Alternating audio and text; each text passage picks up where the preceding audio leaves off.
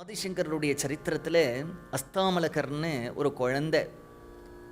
ஆமலக்கம்னா நெல்லிக்காயின்னு அர்த்தம், அஸ்தம்னா கை.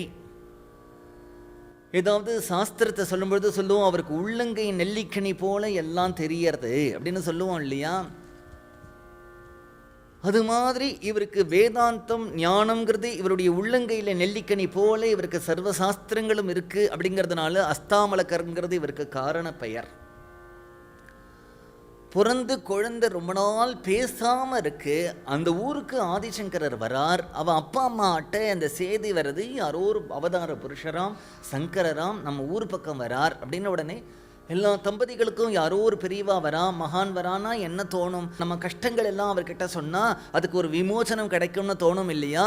அதுக்கு விதிவிலக்குன்னு அஸ்தாமலகருடைய அப்பாவும் அம்மாவும் அந்த குழந்தையை எடுத்துட்டு ஓடி வரா சங்கரர்கிட்ட. சங்கரருடைய சரணங்கள் அந்த குழந்தையை போட்டுட்டு இவர்கள் தாய் தகப்பனார் ரெண்டு பேரும் சங்கரரை பார்த்து பிரார்த்தனை பண்றா, சுவாமி பிறந்ததிலிருந்து இந்த குழந்தை பேச மாட்டேங்கிறான், இப்படி இருக்கானே. உடனே சங்கரர் கேட்கிறார், கஸ்வம் சிஷோ கஸ்ய குதோசி கந்தா கிம் நாமதே தும் குதே ஆகதோசி. உடனே அந்த குழந்தை சொல்றது, நாகம் மனுஷ்யோ ந தேவ யக்ஷோ ந பிராமண க்ஷத்ரிய வைஷ்யகா ந பிரம்மச்சாரி ந கிருஹி வனஸ்தோ பிக்ஷுர் ந சாகம் நிஜபோத ரூபகா.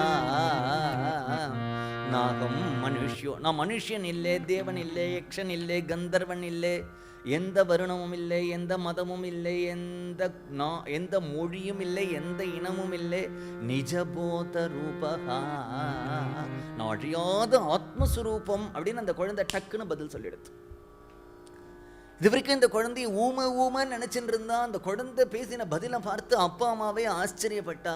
உடனே சங்கரர் விளையாட்டா சொல்றார், இந்த குழந்தை உங்கள்கிட்ட இருந்தா பேசாது, எங்கிட்ட இருந்தா பேசும், நானே கூப்பிட்டு போயிடுறேன் அப்படின்னு சங்கரரோட கூட வந்துடுத்து.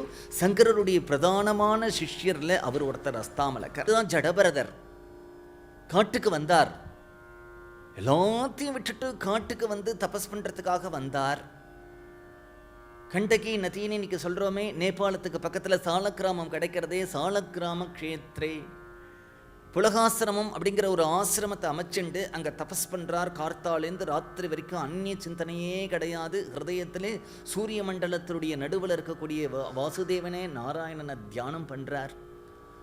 எந்த அளவுக்கு அவருக்கு தியானம் சித்திச்சிருந்தது அப்படின்னாட்டா, மானசீக பூஜைக்காக துளசியை கையில் எடுத்துட்டு அப்படியே பகவானை தியானம் பண்ணுவார். அவருக்கு தியானம் கலையும் பொழுது பார்த்தா துளசி எல்லாம் வாடி இருக்கும், 2 நாள் ஆயிருக்கும். அவ்வளவு தியானம் சமாதி கைகூடி இருந்தது. அந்த காட்டில் ஒரு சின்ன குளம், அந்த குளத்துல நதியில அவர் இறங்கி அப்படியே கழுத்து முட்டை ஜலத்துல இருந்து இன்னைக்கு ஜபம் பண்ணலாம் தோன்றது பண்ணிட்டு இருக்கார். ஒரு கர்ப்பவதியா இருக்கக்கூடிய மான் ஜலத்தில் வந்து சாப்பிடலாம்னு தீர்த்தம் சாப்பிட்றதுக்கு வந்தது. ஒரு சிம்ம கர்ஜனையை கேட்டது, கர்ப்பம் நழுவெடுத்து பயத்தினால தாய்மான் செத்து போயிடுத்து.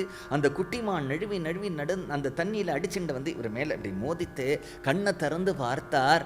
தாய்மான் செத்து போயிருக்கிறதையும் சிம்ம கர்ஜனையினால் அது பயத்தினால உயிர் விட்டுருக்கிறதையும் இப்போதான் இந்த குழந்தை பிறந்திருக்கிறதையும் பார்த்து ஜலத்தினால அந்த குழந்தைய சுத்தி பண்ணி அந்த மான்குட்டி எடுத்துட்டு வந்தார். கொஞ்சம் கொஞ்சமாக அந்த மானோட விளையாடினார், மானோட பேசினார், மான தோளில் போட்டுண்டார், நடந்தார்.